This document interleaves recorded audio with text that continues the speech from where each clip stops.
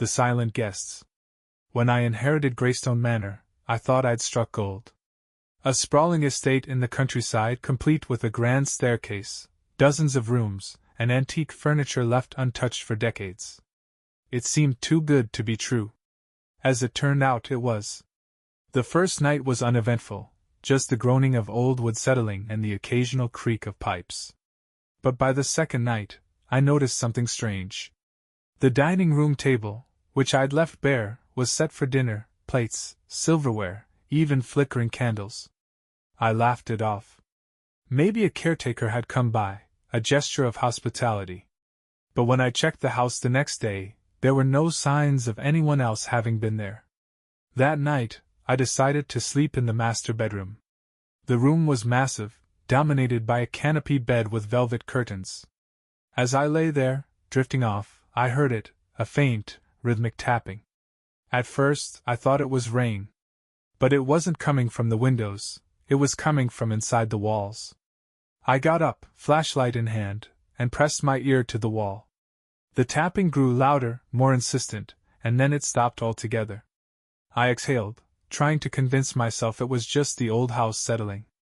When I turned back to the bed, someone was sitting on it. She was pale, her hair hanging in tangled strands, her eyes dark and sunken. She stared at me, motionless, and then she smiled, a slow, deliberate curl of her lips. I dropped the flashlight, the beams swinging wildly across the room as I scrambled backward. When I looked again, the bed was empty. I spent the rest of the night sitting in a corner, clutching a fireplace poker like it would do anything against whatever that was. The days that followed were worse. Footsteps echoed in empty hallways. Doors slammed in rooms I wasn't in. Mirrors fogged over with handprints. Once, I woke to find a group of chairs arranged in a circle around my bed, all facing me, as if I were the centerpiece of some grotesque gathering. The worst was the library. It was my favorite room during the day, with its towering shelves and leather-bound books. But at night, the shadows seemed alive. I started hearing whispers when I walked past. Not words, just the sibilant sound of breath and malice. One night, unable to resist, I went inside. The air was heavy, thick with the scent of mildew, and something metallic. As I approached the fireplace, a book tumbled from a high shelf and landed at my feet. Its pages flipped open to a single phrase scrawled in ink so dark it looked like it had soaked into the paper. We never left. I ran then, out of the library, out of the house, into the freezing night. The manor loomed behind me, its windows glowing faintly, like eyes watching my every move. I didn't look back until I reached the edge of the woods. That was when I saw them. Silhouettes in every window, dozens of them, standing motionless. Watching me. I haven't gone back to Greystone Manor. It still sits there, waiting. Sometimes I think I hear it calling my name in my dreams. Sometimes I think it's getting closer. And sometimes, when I pass a mirror, I see that same pale woman staring back at me, smiling that I couldn't stay away from Greystone Manor for long. Curiosity has a way of eating at you, gnawing on your resolve until it finally breaks. 2 weeks after fleeing, I returned, not alone this time, but with a friend. Ben was a skeptic, the kind of person who scoffed at ghost stories and believed everything had a rational explanation. The drive was quiet. I hadn't told Ben the full extent of what happened, just that the house was weird, and I needed help checking it out. When we reached the manor, it looked as lifeless as ever. The ivy crawling up its stone walls seemed thicker, darker, like veins on an ancient corpse. "Charming place," Ben said with a smirk as we stepped inside. The air was colder than I remembered, heavy with that same metallic tang. The silence was oppressive, broken only by the echo of our footsteps. As we walked through the grand hall, I noticed something strange. The mirrors lining the walls weren't reflecting us correctly. In each one, our movements lagged a second behind, as if they were watching us and taking their time to decide how to mimic us. "Do you feel that?" I asked, my voice barely above a whisper. "Feel what?" Ben said. "It's just an old house." But I knew he felt it too. The way his eyes darted to the corners of the room. The way he hesitated before walking through each doorway. We made our way to the library. The door was slightly ajar, and as I pushed it open, the whispers started again. Faint, like wind through cracks, but deliberate. They grew louder as we stepped inside. "Is this a prank?" Ben asked, his voice strained. "No," I said. "It's them." The room was colder than the rest of the house, the shadows deeper. I could feel them moving, brushing against the edges of my consciousness. Then the book fell again, slamming onto the floor. This time, the words weren't written in ink. They were etched deep into the leather cover. "You brought him. He stays." Ben picked up the book, his face pale. "What the hell is this?" Before I could answer, the fireplace roared to life, the flames unnaturally high, casting flickering shadows across the walls. Those shadows weren't ours, they were figures, dozens of them, writhing and clawing at the edges of the room. "We're leaving," I said, grabbing Ben's arm. But the door slammed shut. The flames in the fireplace guttered, plunging the room into darkness. The whispers turned into screams, overlapping voices full of rage and despair. Ben's grip tightened on my arm. "What's happening?" he shouted. I didn't answer because I didn't know. A figure stepped out of the shadows. It was her, the woman from the bedroom, her grin wider than I remembered, her eyes gleaming with malice. She raised a hand, and the other shadows surged forward. I screamed and yanked Ben toward the door, clawing at the handle. It wouldn't budge. Behind us, the shadows closed in, their whispers now a cacophony. Ben shouted something, but his voice was drowned out as the shadows reached him. His scream was the last thing I heard before everything went black. I woke up outside, sprawled on the cold ground, my ears ringing. The manor loomed above me, silent and still. Ben was gone. I've tried to tell myself I didn't abandon him, that the house took him. But I know the truth, I left him there. I ran. The police searched the manor but found nothing. No book, no shadows, no sign of Ben. They told me it was just an old, empty house. But I know better. I hear him sometimes in my dreams, calling for me, his voice mingling with the whispers. And now, whenever I pass by a mirror, it's not her I see anymore. It's him. I tried to put Greystone Manor behind me. I moved to a new city, started fresh, and told myself it was over. But the house wouldn't let me go. It started with the mirrors. No matter where I went, no matter how new or unfamiliar the place, reflections would shift when I wasn't looking. I'd glance up and catch Ben staring back at me, his expression frozen in fear, his mouth open in a silent scream.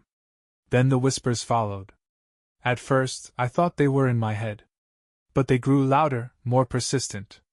In crowded places, they would single me out, my name carried on a faint, impossible breeze. At night, I'd wake to the sound of soft, shuffling footsteps outside my door. I couldn't take it anymore. Greystone Manor wasn't just a house. It was alive, and it wanted me back. And Ben, if he was still there, I had to try. The drive back felt like stepping into a nightmare. The closer I got, the heavier the air became, like the house was pulling me in. When I finally saw it, Greystone loomed against the horizon, its shadow stretching across the fields like a gaping maw. The front door was open. It knew I was coming. I stepped inside, my flashlight trembling in my hand. The house was as I remembered, cold, silent, and suffocating. But this time, there was no pretense. The walls were slick with something dark and wet, and the air smelled of rot. "Ben?" I called, my voice cracking. No response. I moved through the rooms, the flashlight beams slicing through the darkness. The furniture was gone, replaced by piles of decaying wood and ash. The mirrors were cracked, their surfaces crawling with distorted reflections of myself, each one more twisted than the last. When I reached the library, the whispers swelled into a chorus. The door was ajar, just as it had been before. I pushed it open, my heart hammering. The room was wrong. The walls stretched impossibly high, disappearing into darkness. In the center, the book lay open on the floor, its pages fluttering as if caught in a wind I couldn't feel. And then I saw him. Ben was standing by the fireplace, his back to me. His clothes were shredded, his skin pale and translucent. "Ben?" I whispered. He turned slowly. His eyes were black pits, his mouth twisted into a grotesque grin. "You came back," he said, his voice layered with others, low, guttural, inhuman. "I came to get you," I said, stepping closer. He laughed, a horrible, echoing sound that filled the room. "You don't get it, do you? I'm part of it now. And so are you." The shadows poured out of the walls, slithering across the floor. They wrapped around my ankles, pulling me toward the book. I dropped the flashlight, the beam spinning wildly as I clawed at the floor. "Ben! Help me!" His grin widened. "I told you not to come back." The book's pages burst into flames, the fire spreading across the room in a circle. The shadows pulled me closer, their touch icy and suffocating. I screamed as the ground gave way beneath me, and I was plunged into darkness. I woke up in my car, parked at the edge of the woods. The sun was rising, casting a pale light on the manor in the distance. The whispers were gone, and the mirrors no longer betrayed me. But I couldn't move, couldn't leave. Greystone Manor wasn't finished with me. I wasn't just haunted by it anymore. I was part of it. For weeks after I woke up outside Greystone Manor, my life seemed almost normal. The whispers were gone, the mirrors were silent, and the oppressive weight of the house had lifted. I convinced myself I'd escaped, though I didn't dare go near the estate again. But normalcy was a lie. One night, while brushing my teeth, I glanced up at the mirror above the sink. It was clean, ordinary, just my tired reflection staring back. As I turned away, I caught a flicker of movement in the glass. When I turned back, my reflection didn't move. It stood there, staring at me, its face slowly twisting into something unrecognizable, its eyes sinking into dark hollows, its mouth stretching into a grin too wide for any human face. I smashed the mirror with my fist, shards flying everywhere, blood dripping down my knuckles. But the thing wasn't gone. Every shard showed that same twisted version of me, grinning, watching. That night the dreams started. I was back in Greystone Manor, standing in the library. The book was there, open on the floor, its pages blank. Ben stood beside it, his form wavering like smoke. "You're almost ready," he said. "For what?" I asked, my voice shaking. His grin was so wide it looked like his face might split in half. "To come home." I woke up drenched in sweat, the sound of his laughter still echoing in my ears. The next morning, I found a single shard of the broken mirror on my bedside table. It was clean, reflecting nothing but empty space. But when I picked it up, the reflection changed. Greystone Manor loomed in its depths, its windows glowing faintly, silhouettes moving within. I threw the shard across the room, but it reappeared on the table the next day. And the next. The whispers returned, faint at first, growing louder each night. They weren't coming from the house anymore. They were coming from me. Every time I spoke, I heard them layered beneath my voice. Every time I thought, they were there, murmuring, pushing me, guiding me.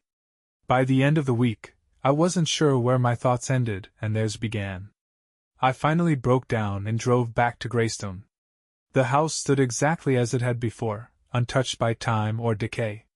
Its front door hung open, waiting. This time, I didn't hesitate. I stepped inside, the whispers falling silent as the door slammed shut behind me. The air was thick, suffocating, but I kept moving. The library was waiting for me, its door ajar. Inside, the book was gone, replaced by a massive mirror hanging over the fireplace. I saw myself in it, but it wasn't me. It was the twisted reflection from before, its grin impossibly wide. "You're home," it said, its voice layered with mine. "I don't belong here," I said, my voice shaking. "Oh, but you do," it replied. "You brought him. You stayed. And now you're part of us." The shadows surged out of the walls, wrapping around me, pulling me toward the mirror. I struggled, screamed, but it was like fighting against smoke. The last thing I saw before I was pulled into the glass was my reflection stepping out, its grin widening as it took my place. If you're reading this, don't come to Greystone Manor. Don't let it pull you in. And if you ever see your reflection move when you don't, run. I didn't think it could get worse. I didn't think there was anything worse than losing control of my life, my voice, my reflection. But I was wrong. Because now, I'm not sure if I ever left the manor at all. Every time I open my eyes, I'm back there. Sometimes it's the library, the room stretching endlessly in all directions. Sometimes it's the grand hall, the chandeliers swinging gently though there's no breeze. Other times, I find myself standing in front of the massive mirror in the library, staring at the twisted reflection as it lives my life. It's not just mimicking me anymore. It's thriving. I've seen it in my apartment, laughing with friends I haven't spoken to in months. I've watched it walk my favorite hiking trails, sit in coffee shops, even meet someone, a woman who smiles at it the way no one ever smiled at me. It isn't me, but it's better at pretending than I ever was. Meanwhile, I'm trapped here. I don't know how long it's been. Days? Weeks? Time doesn't exist in Greystone Manor. The whispers are louder now, constant, deafening. They're not trying to scare me anymore. They're trying to break me. They speak in my own voice, reminding me of my failures, my fears, my regrets. Every door I open leads me back to the same rooms. Every window I look through shows me the same thing, the twisted silhouette of the manor, its windows glowing faintly, like eyes laughing at my torment. And Ben, he's always watching.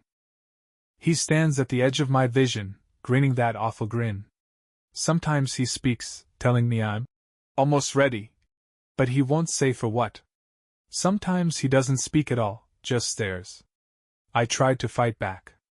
I screamed at the shadows, threw furniture at the walls, even tried setting the library on fire. But the manor swallowed the flames, the shadows laughing as the firelight flickered and died. Then I tried something different. I found a shard of glass on the floor of the library, sharp enough to cut. I pressed it to my palm, letting the blood drip onto the floor. The shadows recoiled, hissing like steam, and the whispers fell silent. "Is this what you want?" I shouted, holding the shard tighter. The silence stretched, heavy and expectant. Then Ben's voice answered, soft and low. "No. Not yet." The shadows surged forward, tearing the shard from my hand. The library shifted around me, and I found myself in the grand hall again, my hand uncut, the shard gone. Now I understand. Greystone Manor doesn't just want to trap me. It wants to consume me. The reflections, the whispers, even Ben, they're all parts of the house. Pieces of its consciousness, its hunger. And I'm next. But there's still a part of me that thinks I can escape. I've started hearing new whispers, faint and distant, beneath the others. They're not mocking or angry, they're desperate. Pleading. "Help us," they say. I think they're the others, the ones the house took before me. Maybe even Ben. If I can find them, maybe I can end this. The shadows are getting bolder, the whispers louder. But I'm not afraid anymore. Because if I don't fight back now, I'll become one of them. If you're reading this, then I succeeded. I found a way to send my story beyond the manor, to warn you. But don't come looking for me. Don't try to save me. The house is hungry. And it's waiting for you. I can't remember how long it's been since I wrote that last message. Days? Months? Years? Time doesn't exist here. The whispers have stopped now, and I know that isn't a good thing. The silence is worse. It's heavy, alive, like the house is holding its breath, waiting for me to break. I tried searching for the others, the voices that called for help, but the house plays tricks on me. Every room stretches endlessly, or loops back on itself. I've opened the same door 1,000 times, only to find myself standing in the same place I started. But tonight something changed. I woke up in a room I didn't recognize. It wasn't part of Greystone Manor, or at least, it didn't feel like it. The walls were made of smooth, black stone, and there was no furniture, no windows, just a single door at the far end. For the first time, I didn't hesitate. I walked toward the door, my steps echoing in the emptiness. When I opened it, I saw Ben. He was standing in the middle of a vast, circular room, his back to me. The floor was covered in black, rippling water, and the ceiling stretched up into infinite darkness. "Ben," I said, my voice trembling. He didn't turn around. "Why are you doing this?" I asked. Finally, he turned. His face was hollow, his eyes black voids. "It's not me," he said. "It's it." Before I could ask what he meant, the water began to ripple. Slowly, shapes started to rise from the surface, figures pale and skeletal, their faces frozen in silent screams. Ben stepped back as the figures surrounded him. "You have to stop it," he said. "Before it takes you, too." "How?" I shouted, the panic rising in my chest. His form began to dissolve, his voice growing faint. "You already know." And then he was gone, pulled under by the pale, grasping hands. I woke up back in the library, my heart racing. The book was there again, its pages blank. But this time, I didn't feel fear. I felt determination. Ben was right, I didn't know how to stop it. The house feeds on fear, on pain, on despair. It wants me to give in, to let it consume me. But if I can resist, if I can fight back, I might have a chance. I picked up the book, and for the first time, I didn't feel its weight. I opened it, and the pages began to fill, words scrawling themselves in crimson ink. "You are the key." The shadows began to close in, their forms twisting and writhing. But I didn't run. I stood my ground, holding the book in front of me. "I'm not afraid of you," I said, my voice steady. The shadows hesitated, their edges flickering like firelight. The whispers started again, soft and pleading, but I ignored them. "I'm not afraid," I repeated louder this time. The house groaned, the walls trembling. The shadows surged forward, but as they reached me, they dissolved into smoke, vanishing into the air. The book burned in my hands, the pages crumbling to ash. And then, the silence came. When I opened my eyes, I was standing outside Greystone Manor. The house was dark, its windows empty, its doors sealed shut. I didn't look back as I walked away. I don't know if the house is truly gone, or if it's just waiting for its next victim. But I do know this, I'm free. For now I thought I was free. I wanted to believe it was over. But Greystone Manor isn't just a house. It's something older, something deeper, and it doesn't let go. Not really. I started noticing the signs a week after I left. A shadow that stretched too far across the floor. A door that shouldn't have been there in my apartment. My reflection lingering just a second too long in the mirror. I ignored them. I convinced myself I was paranoid. But then, the postcards started arriving. They were blank, except for a single line scrawled in crimson ink. "You forgot something." Each one was postmarked from Greystone Manor. The worst came 2 nights ago. I woke up to find the book on my nightstand. The same book I'd destroyed, its cover intact, its pages clean and waiting. I didn't touch it. But when I blinked, I was back inside the library. This time, it was different. The room was filled with people, dozens of them, standing in a perfect circle around the book. Some were strangers, their faces pale and gaunt, their eyes hollow. But others I knew. Ben stood at the far end of the room, his face ashen but familiar. My mother was there, though she'd been dead for years. My high school teacher. My first boss. All of them, standing silently, their eyes fixed on me. "Welcome back," Ben said, his voice cold. "What is this?" I demanded, my voice shaking. "This is the truth," he said. "You didn't escape. You've never escaped. You've been part of it all along." The book opened on its own, the pages flipping wildly. The whispers returned, louder this time, forming words I couldn't quite understand. Ben stepped forward, his grin widening. "You're not a victim, you know. You're the anchor. The house exists because of you." "That's not true!" I shouted. But deep down, I felt it. The pull, the connection. Every step I'd taken away from the house had brought it closer to me. "You brought us here," Ben said. And now you're going to finish it. The shadows surged from the walls, wrapping around my arms and legs. They pulled me toward the book, their touch icy and relentless. No! I screamed, fighting against them. You can't fight what you are, Ben said. It's time to let go. The book's pages filled with text, a language I couldn't understand but felt deep in my bones.